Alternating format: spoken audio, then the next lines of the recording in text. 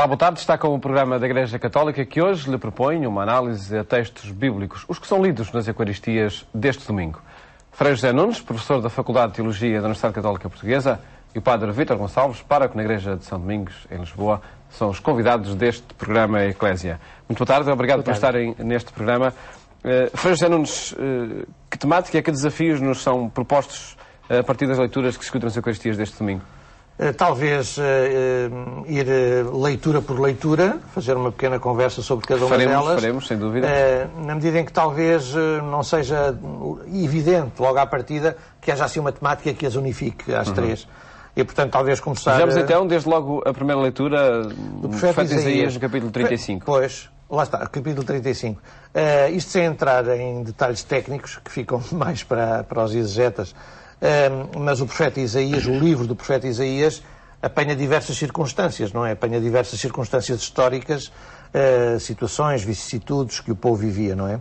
Esta passagem refere-se, segundo os estudiosos, não é, da Bíblia, os exegetas, esta passagem refere-se à situação do povo que está na Babilónia e onde o profeta dá uma mensagem de esperança. Nós, às vezes, temos esta frase, este ditado popular em português e noutras línguas, os profetas da desgraça. E realmente os profetas anunciavam muitas vezes castigos e desgraças e coisas horríveis. Não é o caso deste. Mas não é o caso deste. Quer dizer, os profetas nem sempre são profetas da desgraça. E neste caso, o profeta vai falar de uma promessa maravilhosa, de um conforto, digamos assim, para um povo que vive no exílio. E ao viver no exílio, quem está no estrangeiro, quem está obrigado a estar no estrangeiro, porque também há quem faça imigração voluntária, mas quem está obrigado a estar no estrangeiro, não se sente tão livre, sente-se como que um pouco preso, sente-se cativo, por isso se chamava o cativeiro da Babilónia, e além disso, tem notícia, não só a sua situação no estrangeiro é de alguém que está com falta de liberdade, digamos assim, que está ali obrigado, como tem notícias da sua terra.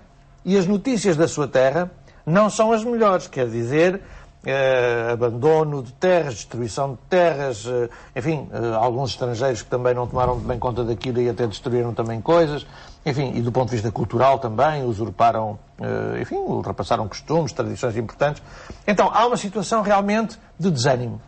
E é nestas circunstâncias que o profeta Isaías, em vez de ser um profeta da desgraça, vai anunciar qualquer coisa de encorajante, estimulante, de esperança para as pessoas. Justiça e recompensa é o que promete. Sim, esperança. Há aqui expressões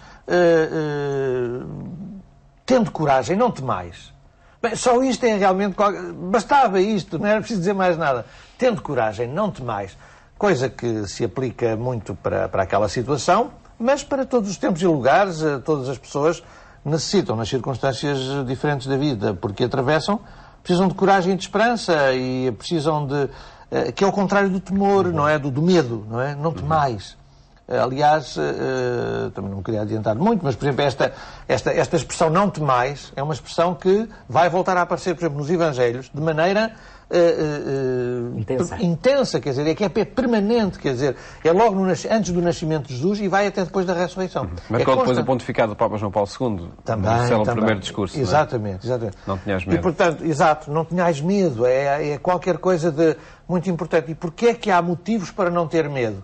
Porque há um horizonte aberto, há um futuro em aberto, e sabemos que Deus não só já está connosco, como ainda nos dará realmente a salvação. Padre Vítor Gonçalves, esta é uma mensagem muito necessária nos tempos que correm, diria. Claro, e o próprio profeta, aqui ao fazer anúncios muito específicos desta concretização da esperança e da salvação, relembra-nos que somos nós também, hoje e em qualquer tempo, que às vezes estamos nesta situação. E gostava...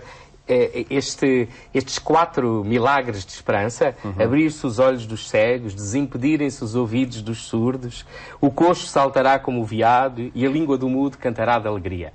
São 4 limites humanos do corpo, de algum modo mutilado ou ferido, portanto, a cegueira, a surdez, a paralisia dos membros, a mudez, colocam a pessoa completamente fechada em si mesmo.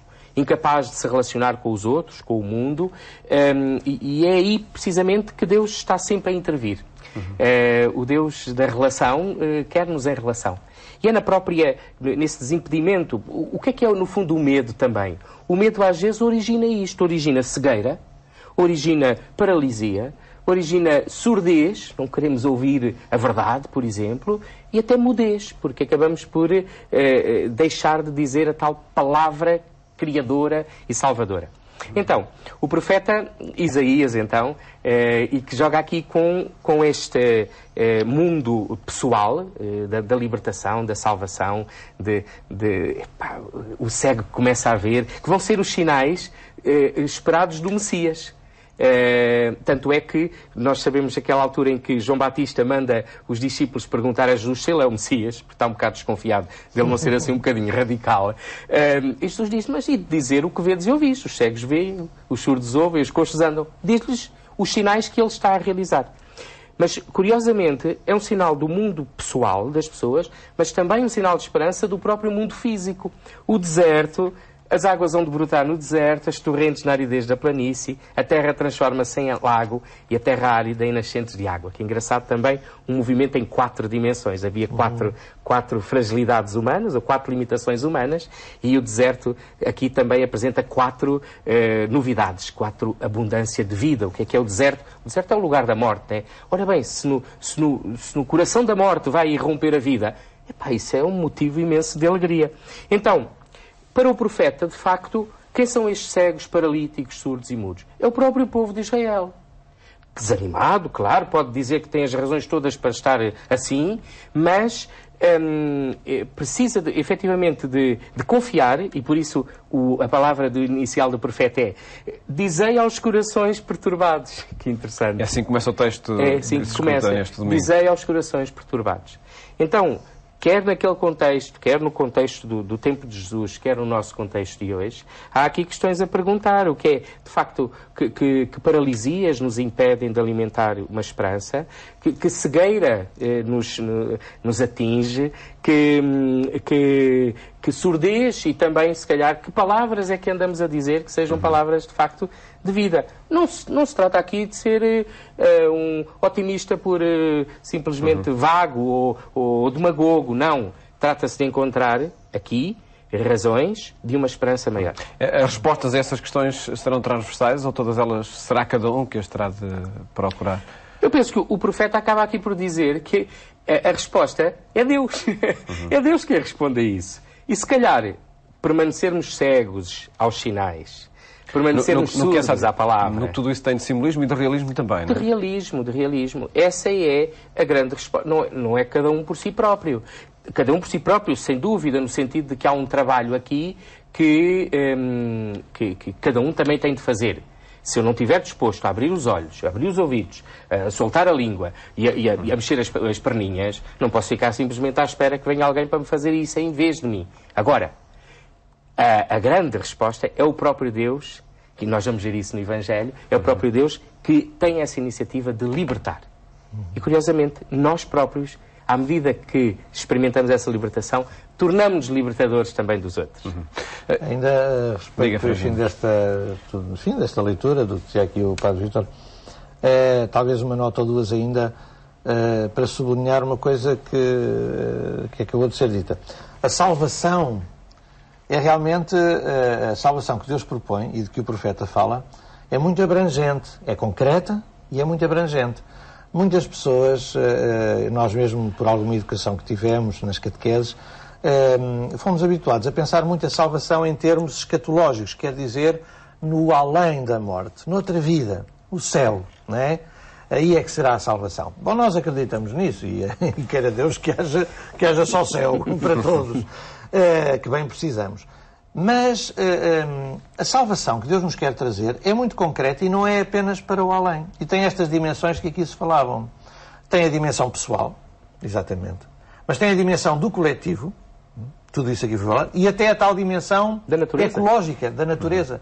Portanto, isto da salvação que Deus nos propõe é a salvação pessoal, é de facto o encontrar motivos de vida e esperança e sentido para a vida em termos pessoais, é uma relação sã com os outros e é um mundo, uma criação viçosa, que nós temos que tomar bem conta dela, porque foi Deus que nos a deu para bem tomarmos conta dela. A outra nota ainda, que talvez, embora aqui tivesse sido falado, se poderia sublinhar ainda mais, é a questão da alegria. Porque o resultado da salvação é realmente a alegria. Que é quem está com o medo, ou quem está com o coração perturbado, está paralisado, não tem alegria, não está livre, está preso. Ora, Deus o que quer é realmente a nossa felicidade. A Bíblia, nesse aspecto, é um manual de encontrar a felicidade, de proposta da alegria e de afirmação de que a vontade de Deus há alegria. Isso vai aparecer também muito no Novo Testamento, mas, por exemplo, São Paulo diz até que um dos frutos do Espírito Santo, até o põe logo em segundo lugar, é a alegria. Amor, alegria, depois paz e muitas outras coisas. Mas a alegria, quer dizer, e nós cristãos, que fomos acusados tantas vezes de ser uma religião triste e de tédio, que era o cristianismo é uma religião de alegria. Não é? Há boas propostas para que seja de facto de alegria. Avançamos na explicação que fazemos dos textos da Bíblia que se escutam nas Eucaristias este domingo. A segunda leitura é da Epístola de Santiago e perguntava, pedindo o comentário a esta leitura, perguntava a Frei José Nunes para quem é este discurso e estas considerações que acabámos de fazer. É para um grupo, quem pode ter acesso a elas? Santiago começa por dizer, a fé não deve admitir a exceção de pessoas. Exatamente. E é bom às vezes recordar a afirmação central da leitura, senão estamos aqui a falar e as pessoas às vezes não estão a ver bem sobre que é que estamos a falar. A leitura diz isso. Não podemos fazer acepção de pessoas. Já seja dentro da comunidade cristã, já seja na sociedade, fora da comunidade cristã. Nesse aspecto, porque é que São Tiago diz isto? Porque se calhar... É um problema dele nas primeiras comunidades. Não, nas primeiras comunidades havia acepção de pessoas. Nós até sabemos que havia isso.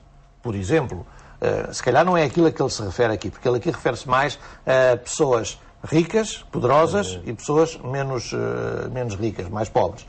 Poderia haver essa distinção na comunidade cristã. Mas nós sabemos que em Jerusalém, pelos Atos dos Apóstolos, havia, por exemplo, a discriminação das viúvas que eram helenistas e das viúvas que eram dos judeus, não é? Portanto, havia diferenças nas comunidades. Havia acessão de pessoas. Ora, isso é o que de mais anti-evangélico, anticristão existe. Portanto, o São Tiago está a falar, certamente, para uma realidade que existia na sua comunidade cristã, mas as suas palavras não têm a ver apenas com o que se passa dentro da Igreja. Também na sociedade não pode haver acessão de pessoas, quer dizer, e isso é tão atual, porque a gente vê que isto é mesmo assim, quer dizer, não é um problema de Portugal hoje ou do nosso governo hoje. Isto é geral no mundo e de todos os governos e de todas as sociedades. Quer dizer, as pessoas com mais poderes económicos têm mais maneiras de se defender, por exemplo, na questão da justiça. Conseguem contratar advogados que conseguem encontrar defeitos processuais e não sei o quê, e acabou, quer dizer, não se faz justiça e as coisas nunca avançam.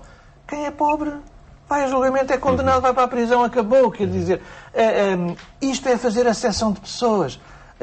Não pode ser, quer dizer...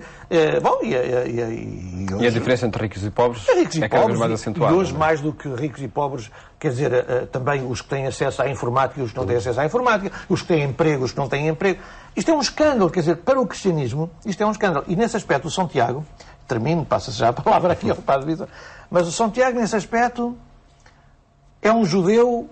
É um bom judeu, quer dizer, é um judeu que vem na boa tradição da lei e dos profetas do judaísmo. Porque, de facto, no Antigo Testamento, o bom Antigo Testamento tem essa preocupação com o órfão, com a viúva, quer dizer, com a solidariedade, quer dizer, social. E São Tiago guarda isso, quer dizer, ele, de facto, era um judeu de corpo inteiro e guardou o bom do judaísmo para o cristianismo também, digamos assim. O Frei José Nunes dizia aqui da questão de quem tem mais possibilidades de acesso até às defesas. O Eclesiastes, no capítulo 13, versículo 3, diz...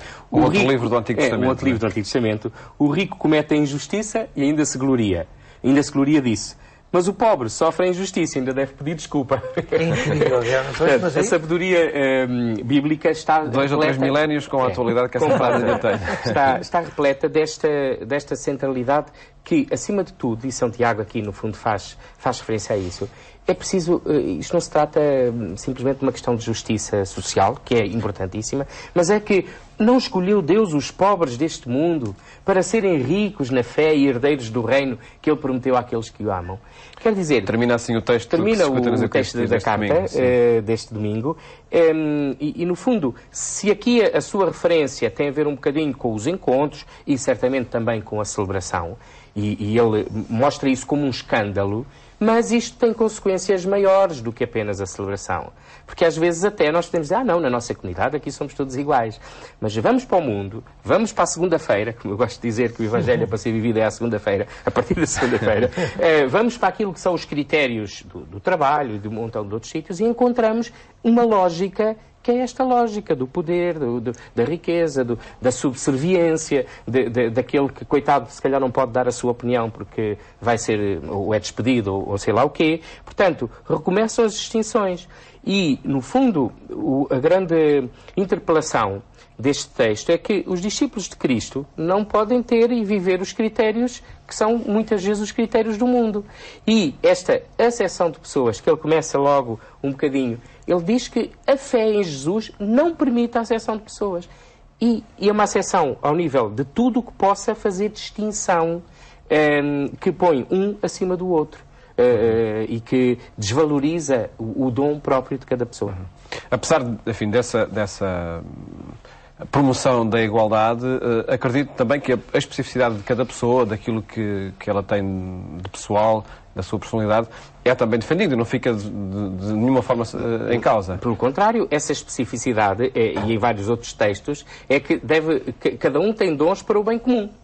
Descobrir esses dons e pô-los em evidência é a primeira regra de igualdade. Não são só uns que têm.